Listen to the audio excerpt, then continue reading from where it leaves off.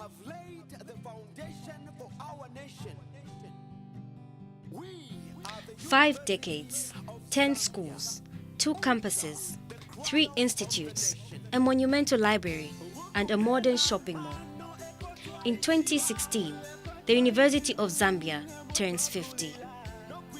Established in 1966 on this vast piece of land, the University of Zambia was born with initially 312 students, 2 schools, and a staff of less than 100. The University of Zambia, fondly known by most as UNZA, was born out of the ambition of our founding fathers to build an education system that will answer to many of the challenges the newly born country was to face in order to find its rightful place and be accepted in the League of Modern Nations. The situation prior to independence forced our forefathers and mothers to fight relentlessly to see Zambia achieve its independence. In urban areas, women without marriage certificates were not allowed to enter the urban areas. In every province, they had a place where they were taking those people if they are trying to come to their husbands. They were taking them back to their respective areas. So hence, for the minors, some had married in conflict.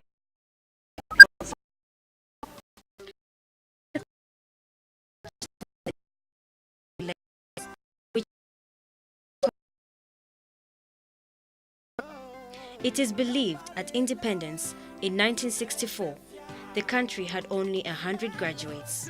This number was insignificant to mount the kind of policy and planning strategies that the new government needed to achieve their promises to the citizens of the new Zambia. The University of Zambia was a product of a vision, a visionary leadership, new, vibrant, young and vibrant new leaders who fought for the independence of our country from colonial rule, from the British occupation of more than nearly 100 years, to free this country so that we can govern ourselves. And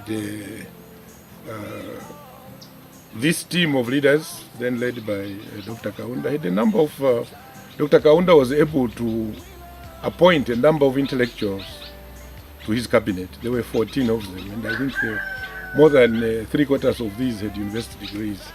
Even the fact that we had only 100 Zambians who had degrees at independence, but he was able to get people from there. And this is the team which had a vision and a dream for a Zambia of the future. Remember, there were only 100 graduates at independence. They said there is no way in which we can build this country to higher heights if there are that few graduates in the country. Hence, the need for building a university. 2 years down the line, it was clear that the country needed to train its own human resource, and the University of Zambia was created. The truth of the matter is that if you look at all the very developed countries, what you're going to see is the research and development component of every nation determines how much that nation is going to progress. And most of this research is supposed to occur, I say supposed to occur within the framework of a university.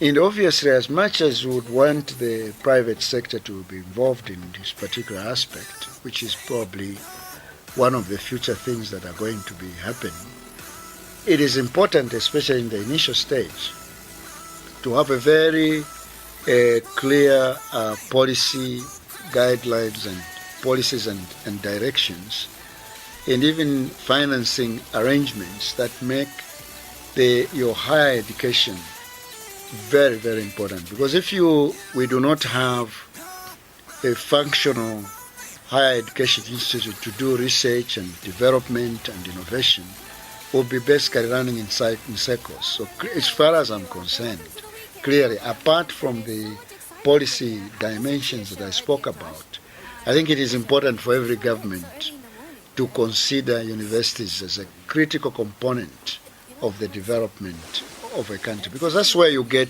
all your human resources, that's where you get your research. That's in fact the place where I can say that the horizons of your youth and the rest of it are expanded. Back in 1966, the then new university appointed Dr. D.G. Anglin as its new vice-chancellor, while Dr. Kenneth Kaunda, who was head of state, then doubled as chancellor of the university. Soon after its launch, the University of Zambia started to attract some of the most prolific scholars and statesmen who have since become hallmarks of our regional development. The university has produced presidents, captains of the industry, and very accomplished internationally renowned researchers. The known figures that have passed through the university include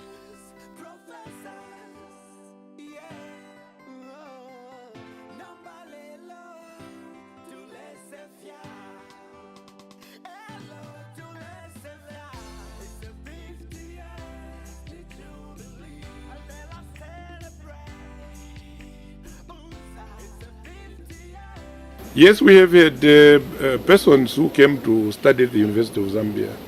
Some of them at this in '66 and beyond. Some of these came as student refugees from Zimbabwe. Zambia was an open country and is an open country. They came, for example, ran away. The University of Rhodesia in Nyasaland, which was based in Harare, then Salisbury, expelled quite a number of students. Most of them came and they found refuge in Zambia to study here. I remember somebody called Samugeza, Mshakarara.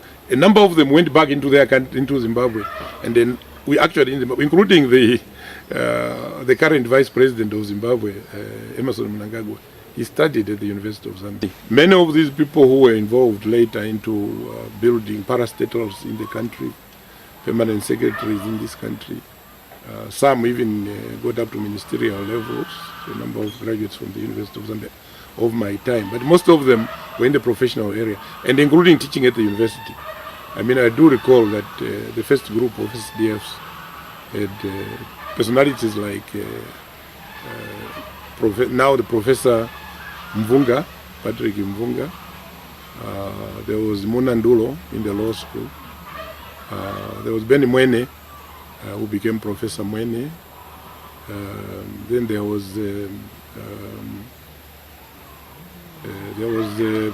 some are late, where we should be proud that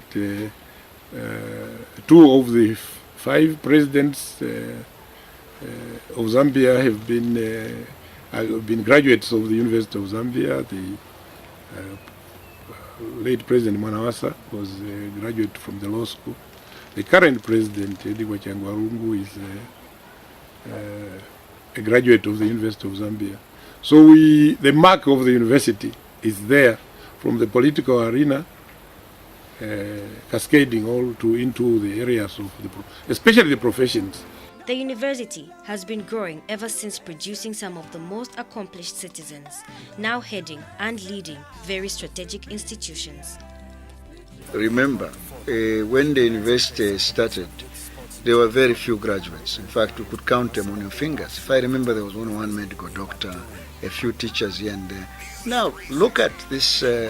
Literally every secondary school is being run by a graduate at either bachelor's or master's degree. You go to the various institutions of learning, whether in the private sector or the public sector, they are all from the University of Zambia. The majority of CEOs in the private sector that are Zambians have. So from that particular context, we've been, in terms of increasing numbers and coverage, the university has done very, very well. I mean, where do you get people like Professor Chintu, who's father of pediatrics, people like Professor Jalasani, Joe Kasonde? These people are landmarks as far as historic event of University of Zambia is concerned. Peter Mwaba, the present permanent secretary, is the only African to have received the tropical disease award from London. So, these are achievements. And I was one of the first group to come to the University of Zambia in 1966. At the University of Zambia, I think that I was the only girl in the school of medicine. And it was quite interesting that a lot of people asked, what do you feel to be the only girl in the school? And it never even dawned to me that I was the only girl. The only thing I remember that we were the first ones and we had to work very hard to become very good doctors. 5 decades on, the University of Zambia has reached an enrollment level of over 31,000 students. The University of Zambia still remains the largest university in the country, both in size and student population. We need to move away from thinking to have a university, one must go to Great Eastern Campus or to the School of Medicine or CBU or Mlongoshi University in person and camp there. We need to think more of online learning, which we've introduced, and I'm proud to announce that. We also need to think of satellite campuses around the country, something that I'm proud to also say the University of Zambia is already working on. And then we may need to also consider setting up certain schools away from the main university. The way we have School of Medicine away from the main campus, we could also have School of Agriculture, School of Education, and that's something again that we are working on. So I'm sure that that's something that would decongest our university. Then we could also enter into collaborative relationships and arrangements with providers of tertiary education to run some of our programs. With the initial vision to see every Zambian with determination get an education, the university offered free education to all who went through its doors. I am Gladys Nekairo Mutukwa. I'm a lawyer by profession, one of the first few women graduates in law school from the University of Zambia. And I've always been proud of that fact, because I will quickly say, after the University of Zambia, I went and did my master's in law in the States. And in the States, to go into law school, you had first of all to have a first degree. But for us, we had our first degrees without the previous one. So in my master's degree, I was in class with people who were doing, in fact, their third degree.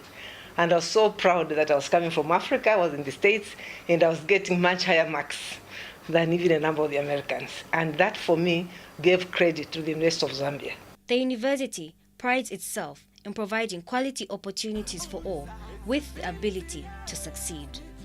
Great things have started here, and UNZA has grown into a powerful regional university with global impact and the international reputation unparalleled by a university of its size. The University of Zambia has distinguished itself by attracting students from diverse countries and continents. The university boasts of students from as many as 30 different countries, from both within the African continent and beyond.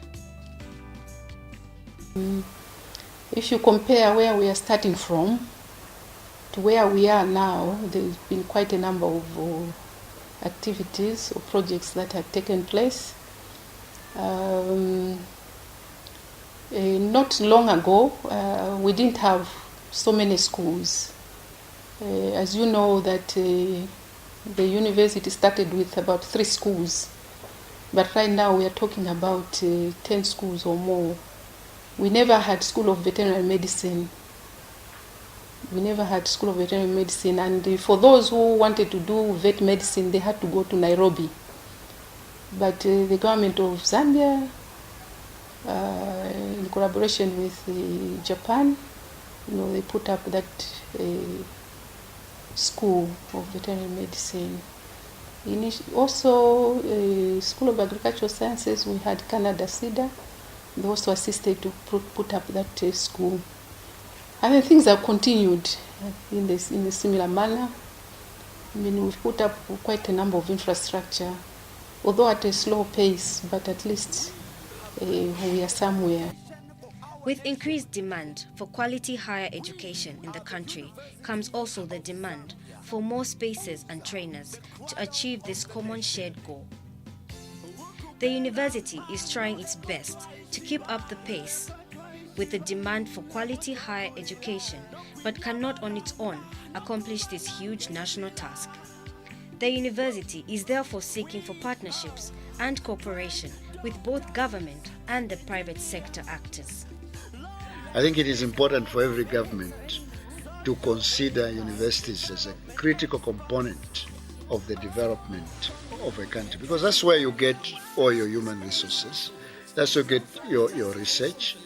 That's in fact the place where I can say that the horizons of your youth and the rest of it are expanded. UNZA stands out as the leader in research and graduate studies. We have thousands of master's students and hundreds of PhD students, and we're building that leading sector of Zambian society. The government of the Republic of Zambia has for the past 50 years been supporting the University of Zambia in providing education to its citizens. This has not been an easy task, knowing the government has so many other competing needs.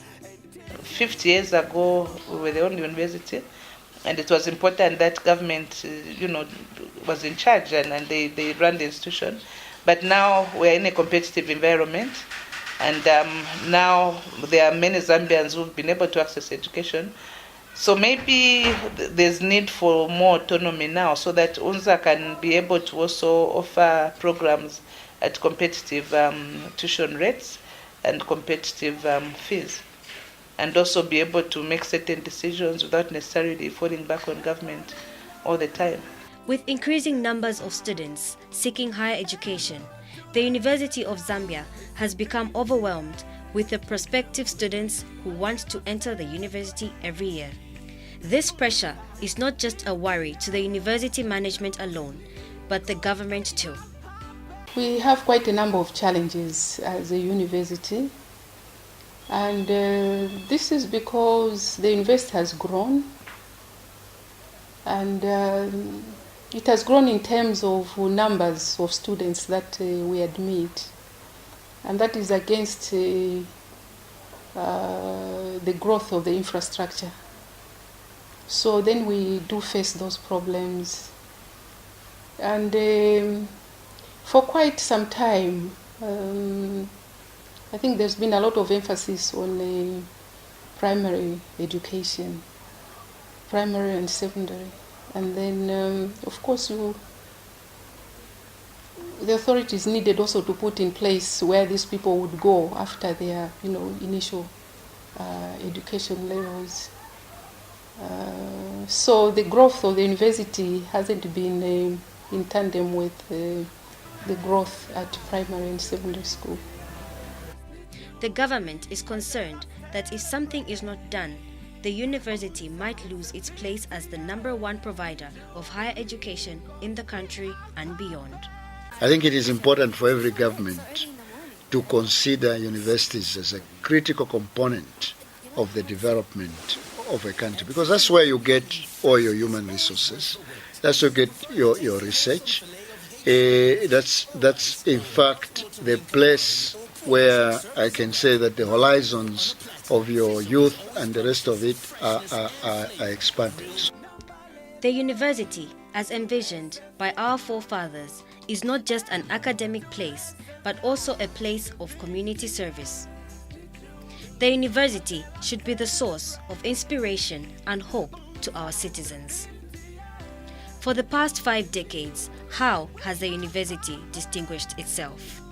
The past 5 decades has not just seen the growth in the number of students enrolled, but also the number of schools, departments, and directorates. Ordinary citizens have been at the center stage of this great national pride. People from all walks of life contributed to the building of the university. University of Zambia is our university is my university because it was built on the stones of the people of Zambia. So thank you very much to our fathers who were there then. And the only thing we can help pay tribute is by what we have done. So thank you for giving us the privilege, but I would like to tell all of us that when you are given a privilege, don't take it for granted. You have to give back, because these people worked very hard to make us be where we are, and I would hope that we give back to what they gave us. The university has faced some tough times and has been thrown in the furnace for long periods of time. To the administrators, these are defining moments. The difficult moments have helped the university to reposition itself. I'd love to see the University of Zambia achieve its vision of being a world-class institution that provides higher learning and knowledge as well as research. I would also like to see an institution where the industry looks up to the university as a source of guidance and solution to some of the challenges. Student unrest has been said to be a major enemy to the University of Zambia. Most people now perceive the university as a trouble spot. Let us teach our children how to look after property. Let us discipline them. It makes me very sad. Do you know that none of my children has come here? They cried when I told them, they said no, they have all been educated abroad. They refused to come here because we don't want to go to University of Zambia because of unnecessary closures. Anyway, I had the capacity of sending them abroad, but it makes me sad. I'm hoping that my grandchild, who is waiting for acceptance, will come here and stay at UNZA and be disciplined and finish our studies in good time. When you come from school to enter university, it's a new experience. And for the first time, you are sort of free, whatever that means. So it's very easy to abuse the freedom, but then that freedom is very important because university education is not like school. It differs from school in that you're supposed to think on your own, not being spoon-fed. And unless you are free, you cannot really think properly. But again, as I said earlier, it's very important not to abuse that freedom that the university offers. We need to look at the root cause of the problem. For instance, the recent unrest were about meal allowance. What about the meal allowance? The government could not give the students the meal allowance on time. Many of the challenges, for instance, when you see that there's agitation, is because the government, for instance, has failed to pay the lecturers. So the challenges that we do have at University of Zambia are self-made. The university prides itself in teaching, research, and community service. Right now we have the demonstration center. This is a project which we've been doing. It's a China-aided project, and we put up a facility at the Empe farm. I'm sure you've seen it. And that particular facility is called a demonstration center. And it's a facility where, we train farmers, for example, in short courses in various, agricultural processes to the community. So that is just one example. The university has demonstrated over the past 5 decades its resolve to contributing to the building of Zambia. The university is providing the best teaching to its students. The university employees are the best lecturers in the country and hence provides higher quality teaching. The highest policy-making body in academic issues is the Senate, which has very, very strict regulations in the manner that we conduct our functions. So I'm sure you must be aware that we do get a lot of appeals, for example, from students. Maybe they failed and they still want to proceed and so on. We are very, very strict on that one. Also, I'm sure you could also have heard that getting promoted is quite hard at the University of Zambia because we've got set criteria. And people have cried, coming from elsewhere, and probably they are downgraded when they come to the University of Zambia. So all that is the activities that we've put in place, or the procedures we've put in place to make sure that, we abide to our motto of service and excellence. The students who come to the university are selected on merit.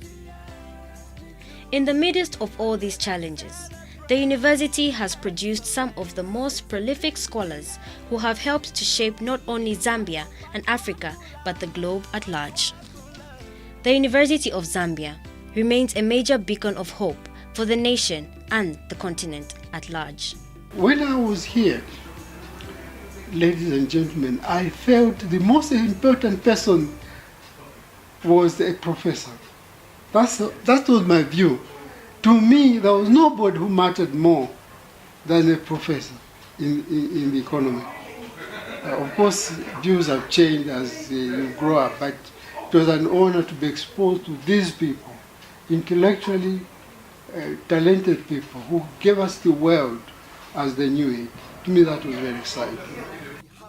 As the last 50 years pass by, there is renewed hope that the University of Zambia will be great again. I had the distinction of working with these two unique people who were the first permanent secretary and director of health services, and also and also physicians to the president. That was Joseph Kasunde, now the Honorable Minister, and Kirti Jalasani. This record has not been achieved by anybody other than these two. And the fourth achievement was that they all worked for WHO, came back to Zambia. As the next 50 years dawns, there is renewed hope and optimism among stakeholders that the university will reclaim its place. The development, Happy Park has come out, the Confucius Institution has come up, all the universities sections are developing. School of Medicine was just a School of Medicine. Today, the School of Medicine is divided into 4 schools. Now, that is a very big achievement. 4 schools: School of Public Health, Biomedical Sciences, School of Medicine, School of Nursing College. All these things are coming. And I tell you that in coming 5 years, you will see these schools coming up. The university is repositioning itself and making itself relevant both to society and the industry. The university has embarked on so many projects that will, once completed, give a new face to the institution. Of course, the latest one is the development that you have seen at East Park Mall, which was done by the PPP arrangement. Then we also have the Confucius Institute, which also has been established at the University of Zambia, which is also going to alleviate the infrastructure challenges that we are facing. These changes have already started to show, as can be witnessed by the East Park Shopping Mall, the new Chinese Confucius Institute, the Zambia Agriculture and Technology Demonstration Center, the new Population Studies Building, the new Students' Hostels, and the new UNZA Radio Studios. These are only but the signs of great things that will transform the University of Zambia. UNZA has come a long way.